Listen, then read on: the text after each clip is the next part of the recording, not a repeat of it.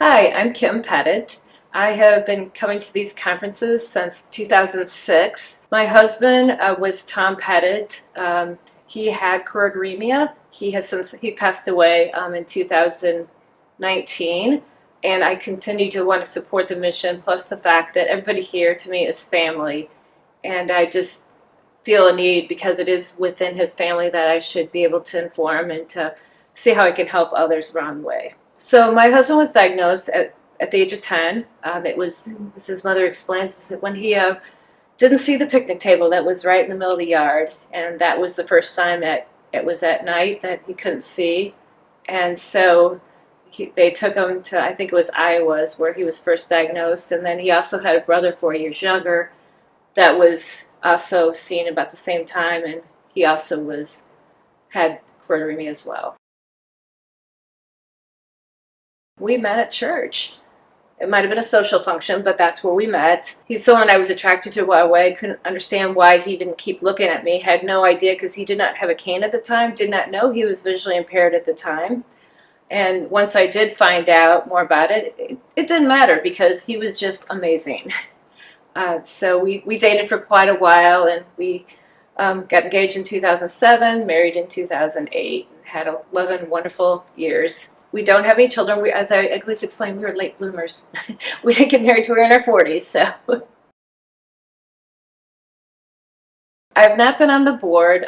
However, I've served in volunteer roles, and like this conference, for instance, it's kind of wherever's needed. And I just knew that things would open up. I mean, there's a lot of people here that have CHM that maybe they can't find the sighted partner. So if I'm able to help them, get around or help them at the buffet lines, whatever. I said, it's one thing I have a lot of experience with. So it's great to be able to fill in wherever needed, and just great to be here and still get get information, to get to hear stories.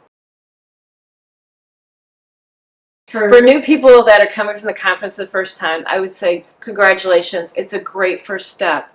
Take in as much information. It may be information overload, but the most important thing is really get to know the people here. The breakout sessions are such an incredible way to get to know others, whether you're a carrier or have children or a spouse, or you're an actual choroideremia person. That it's really a great way to get people to know people, and also go to different events they have, the social gatherings. It's just a great way to just kind of know that you're not alone out there. This may be a very rare disease, but you're not alone out there, and you have that support. The family aspect is it's just kind of walking in, and it's like all these familiar faces, and immediately we're hugging each other.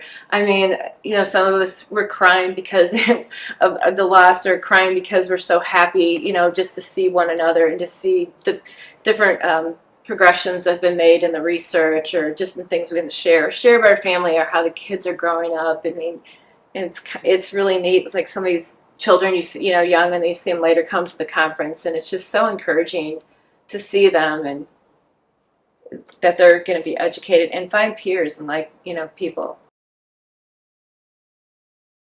I am very hopeful, and I continue to be hopeful in the future, that they will be able to find either some kind of cure or able to stop it before it takes hold. So the kids that are born today, they won't have that, and the ones that are even getting older, that they can stop where it's at in their tracks and at least retain some of their vision. That is my hope for the future. They definitely have a lot better tools of researching, of being able to diagnose the disease earlier. In the past, especially people that were Tom's age or somewhere around that, I mean, they had no idea. They just classified it's RP, which is kind of the general for a bunch of these rare eye diseases that they have no idea with. So just to be even here since 2006 and seeing the progression, like they're talking about the different models and just the way they can even diagnose and see the different eyes, it's just amazing. Like I said, back then they didn't have it. So I think the kids are fortunate today.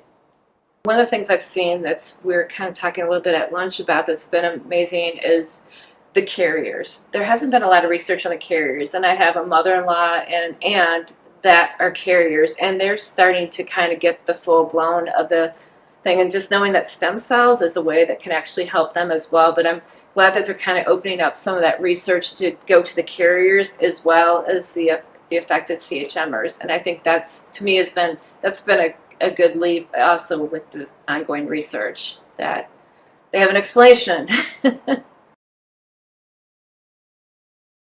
Fundraising is extremely important. I can say every year, we arranged a walk every year in Chicago. We tailed on to another walk, but we also, we made to raise, we had our Choroideremia fund, so we actually raised quite a bit of funds for quite a few years, just doing a 5K walk, like I said, tagging on to another one in Chicago because there's a lot of 5K walks. And it was a great way to raise awareness and to raise money for choroideremia. And also, I mean, through Tom's family, his family reunion, they now donate every year and they give to it and we give them updates. I mean, it's just to build that awareness out there. And fundraising is so important to just to keep the research going, but at a faster pace as well.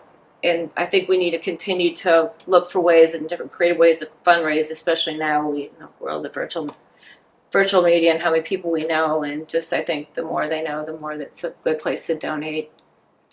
And to look at our estate plans as well. It was extreme. I think it was extremely easy because at the time, Tom started the talk with it. So, he's up with their cane. He's like, hey, in case you don't know. And he was very good at being very simplified, explaining how, he goes, even if it's not going to benefit me, it's going to benefit future generations. And he goes, you guys may not realize it, but it's in our family and it can show up at any time. And I think that powerful message was, it's like, I'm here, I get around, but like, wouldn't this be great? If we could just find a cure and, others maybe wouldn't have to go through the things I went through. I just want to say that there's hope. There's so much hope out there through the trials and through the upcoming research that's going on. There's so much hope, and just don't give up. Just keep moving forward, and you can do anything, and there's always somebody there to help, and there's always someone willing to listen.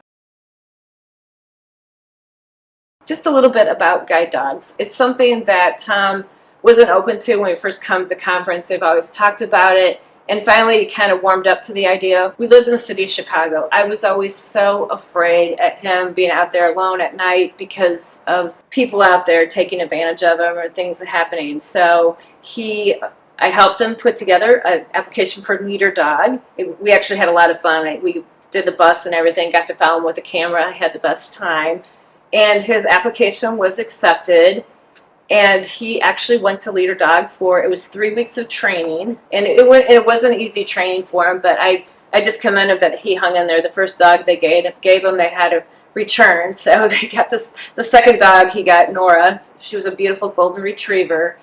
She just brought so much peace, happiness for him to having a companion all the time, but just so much peace and our lives, because I didn't have to worry, because I know that dog had the best interest for him. So the dog gave him, as I said, extreme independence that he didn't know he could have. It freed him up to do so many things.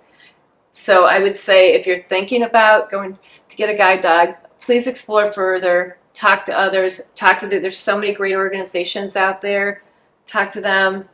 And I would just say it was the best decision that we made. They try to match up dogs the best they can. There's cases where the dog just doesn't work out. In the case of his first dog that they had in training, the dog just took off without him. So that's like an instant, not going to work. And luckily, it's a give it, like I said, keep going forward, having patience, because they did connect him with another dog. And the great thing is, he had problems in the first couple weeks. Well, I'll tell you, the organization, they sent someone out to work with him for a week straight in the city, because these dogs are trained out in Michigan countryside. They think they spend a little time in Detroit, but Chicago's a crazy city. So they were kind enough to send a lady out that spent a week with him, going to and from all his paths to work and everything, to work with the dog. And it was really wonderful. And they're willing to come back out. Like, if you're still having issues, they would come back out and retrain. They just, no hesitation. It turned out to a wonderful experience. And the great thing is, they know the fundraising. So the cost we had for the dog is, yes, we had a vet bill and food, but it was minimal. It was worth the investment of time for what we got out of it. Just having that safety, security, and companionship.